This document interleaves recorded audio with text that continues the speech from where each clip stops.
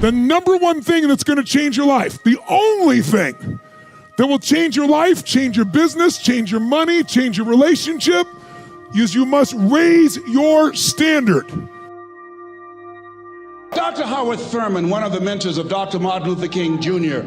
and Albert Schweitzer and Mahatma Gandhi, he was a very brilliant writer. He wrote some things that really grabbed me. He wrote, "Deep is the hunger, the voice of the genuine, the centering moment." During the time after receiving 238 radiation seed implants, I was reflecting on his words, and these words kept me up that night.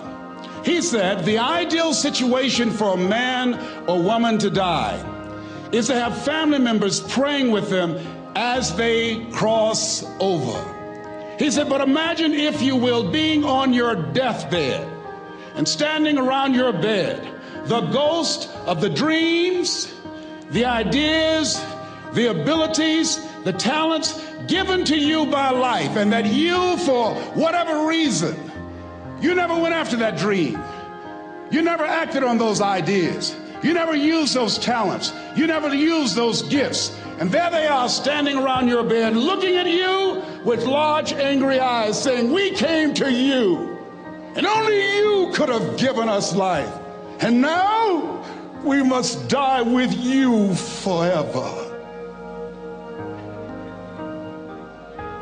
And the question is, if you died today, what dreams, what ideas, what talents, what books, what music, what leadership, what voice will die with you?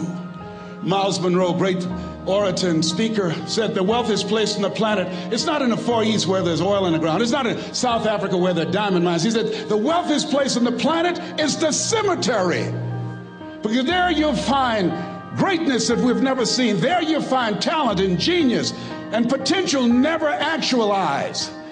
Perhaps that's why Henry David Thoreau wrote the words, "Oh God, to reach the point of death, only to realize that you've never lived."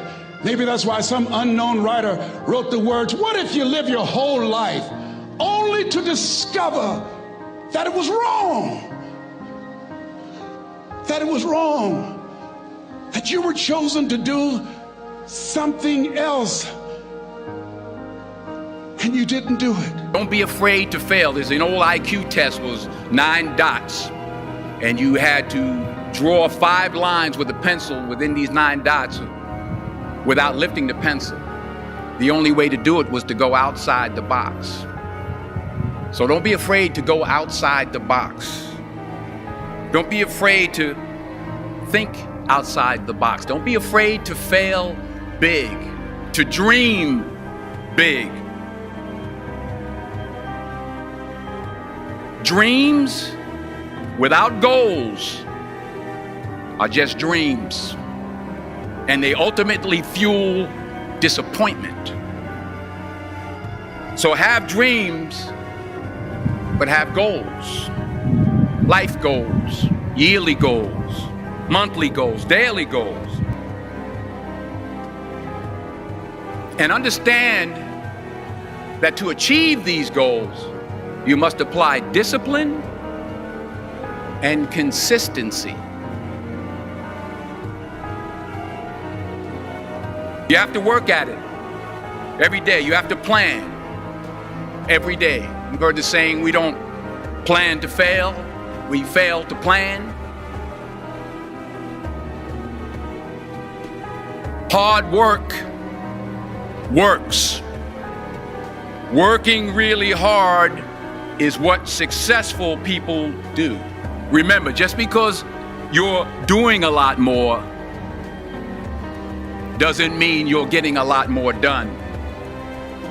Remember that. Just because you're doing a lot more doesn't mean you're getting a lot more done. Don't confuse movement with progress.